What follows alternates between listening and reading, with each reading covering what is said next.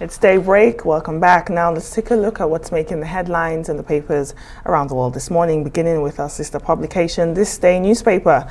The bold headline here says, "In break with Buhari, Vice President Osinbajo wants Naira devalued to market rates.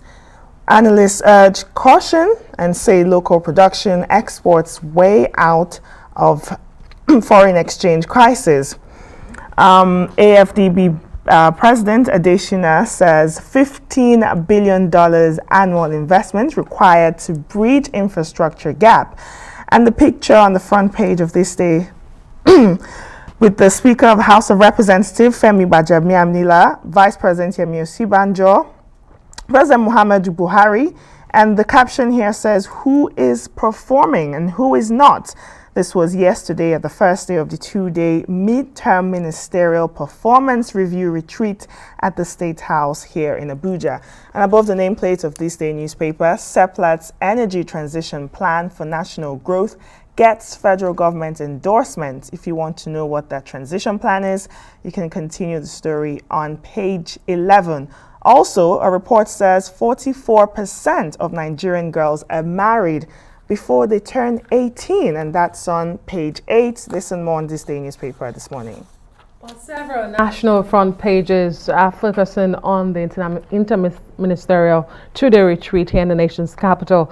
And the Daily Sun follows suit, leading with that story. Osinbajo recommends devaluation of Naira, claims exchange rate artificially low. Nigeria must decisively tackle its debt challenges. That's according to the AFDB President Adesina. Let's take another headline here. We are working for Nnamdi Kanu's release. That's according to Ekweremadu. Wazirike laments a raiding of BIM sub office in Imo by Navy personnel. Naval personnel, rather. We have so many other headlines on the front page of the Daily Sun today. Now a quick look at the Nation newspaper. Buhari lists achievements. Government targets local production of weapons, 13.3 billion naira for community policing. In other headlines in the Nation newspaper, Anambra 2021, APC tackles APGA over comments on Ngige. And right at the top there, it says sit at home continues in Southeast.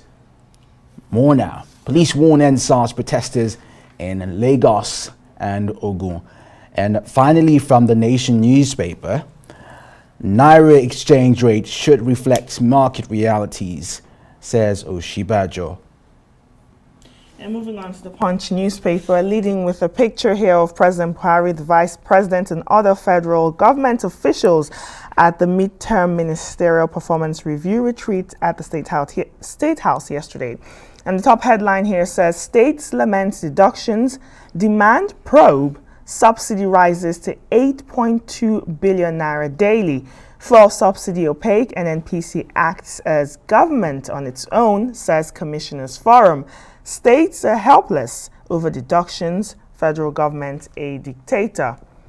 And above the nameplate of the Punch newspaper, budget FG allocates 4.2 billion naira to moribund Ajaokuta Steel.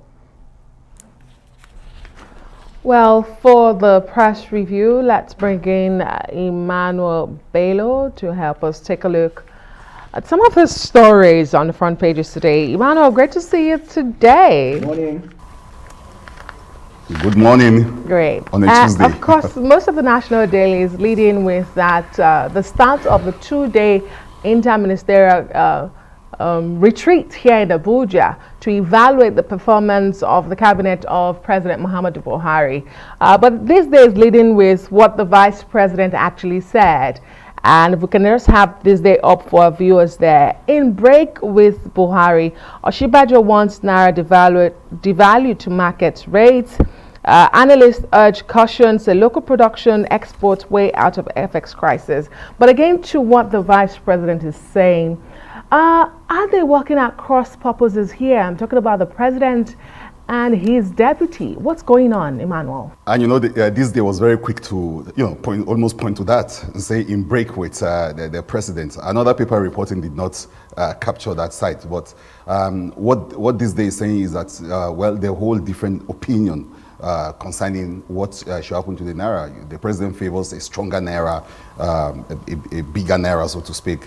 But his deputy is saying that, look, we have to, the Naira has to reflect global reality so that we can actually do business with the rest of the world. As it is now, the disparity between the Naira and some other bigger currencies it's not. So it's talking about devaluation of Naira. I think this is a rhetoric that you find around big corporation around the world, the IMF saying that nations should devalue their money. I think Ghana as a country tried something like that one time. But by and large, it is just a reflection of what the presidency is doing at this midtime presidential break, looking inwards, beating their chests, showing their report card, and looking for solutions and finding ways to deal with it.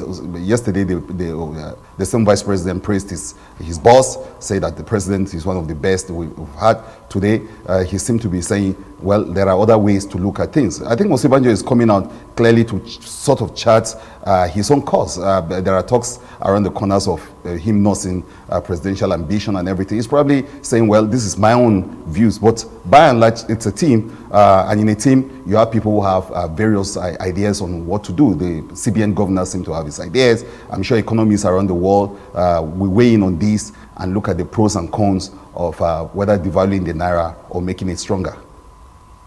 Yeah, Emmanuel Bello, it's interesting to see both presidents having diverse views on this same issue. But there's another headline in this day newspaper. It's a report saying that 44% of Nigerian girls get married before their 18th birthday. Yesterday we were talking about celebrating the girl's child. What's Nigeria doing about this issue?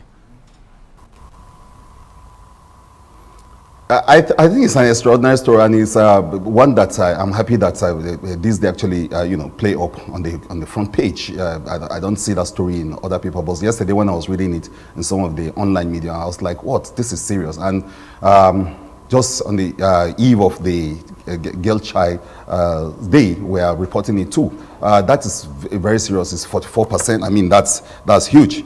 Marrying before the age of 18. And in some kind of stories that we've run in the past, you see that some of these girls have been married up to, people that should be protecting them, people way older than them, sometimes even people in governments, people in power. And I think it rises up all sort of, not just the women group or child groups and all the other groups. Everyone gets worried that this is happening before their 18th birthday, they get married. That forecloses any form of education for many of them and set them up or set them into some kind of life that they have no control over. So I think it's a worrisome story, and it's a good thing that we are reflecting on it right there on the front page of our paper. Truly worrisome story there, Emmanuel. Now moving on to the Punch newspaper. States are lamenting, they're saying they're helpless over deductions. They're also calling for a probe and into the subsidy, which has risen to 8.2 billion naira daily. Now, the Commissioners Forum are also saying that, look, the fuel subsidy is opaque. NNPC is acting as a government on its own. What can we do about this, Emmanuel?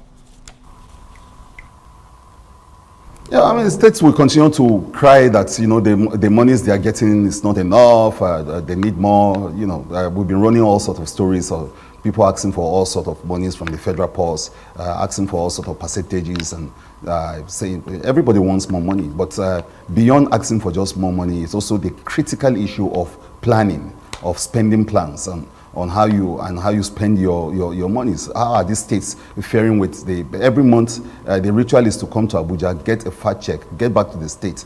I think what we should be zeroing on is how this money is actually translating into concrete development plans for the people back in the states. And so that should be the bigger thing. It's not just about you can cry out, yes, that's your right to say you need more monies, and to say that the CBN is acting, the federal government is acting like a dictator, it's taking a chunk of it and everything, and even ask for more money. But a bigger problem or a bigger question is, how are you spending the ones that you have? We need to actually zero on that too and report on what states are doing with what they get. Well, Emmanuel, let's turn our attention to Daily Sun. More reportage from the interministerial retreat that's ongoing. Today is the second day. Some headlines here. Buhari's second term productive, remarkable. That's according to the Secretary of the Government of the Federation, who gave an opening remark yesterday. Second Niger Bridge, Lagos-Ibadan Expressway, others to be completed by 2023. That was according to the president in his opening speech. But there's another headline here beside the nameplate for Daily Sun. We are working for Nnamdi Kanu's release. Ekweremadu, that's Senator Ekweremadu. Which of these headlines would you like to touch on further, Emmanuel Bello? Well, if you're going to pick the Sun newspaper, you might want to worry about or look at the story where the president is giving himself, great marks, self-appraisal and looking at his midterm and giving himself a report card. But the report card that really matters is the report card of those of us who are outside that place. The Nigerians, what are we saying about electricity? What we're saying about, the daily prices on goods and services. Those are the reports or the kind of assessment Nigerians will be making. But the president, of course, has got the right to beat his chest and say we're doing. And he says some real interesting things, completing the second Niger Bridge, finishing or completing some of the major road networks and all the other big things the president is planning to do. He's giving himself a pass mark. What remains now is for Nigerians to actually also appraise him and ask themselves if this president has really been the kind of president that they want. The other story would be that Ekweremadu, who actually condemned the sit-at-home policy of the IPOB, saying that they are working real hard for the freedom of the leader of IPOB. I think that's an interesting story. Yesterday was Monday, and I'm sure some papers are getting tired of reporting the sit-at-home, but you see some of those reports in a lot of papers, and I think the Sun picked on that immediately and say, well, they are working for the freedom of IPOB. Is that going to assuage the feelings back home? Will that help the agitators? Is that good news to them? How much of that we help in the situation? We don't know, but as at yesterday, the sit-at-home was still very much in place with all its biting consequences in some parts of the southeast. And these are the kind of crises I think every Monday the country will be facing, and by Tuesday we'll be reporting them in the papers. In the last minute, Emmanuel, the nation is still reporting that sit-at-home in the southeast. Anambra 2021, the APC is tackling the APCA over comments on Ngige. Who's going to blink first? Is the government going to give in? Well, the countdown starts, and it's in another few days now. We'll be talking about elections in Anambra. I think it's a good thing that we're staying on the story of Anambra, because, like we say, that election is going to be a very, is going to be whether you call it the melting point or the tipping point or the convergence of all those issues. Federal government on one side, the separatists on the other side saying these elections must not happen. The federal government going ahead with plans to have elections. If those elections do happen, it will have been a serious showdown. And one side will have been claiming to win and the other side claiming to have lost. Well, thank you so much, Emmanuel Bello. That's the press review for this morning.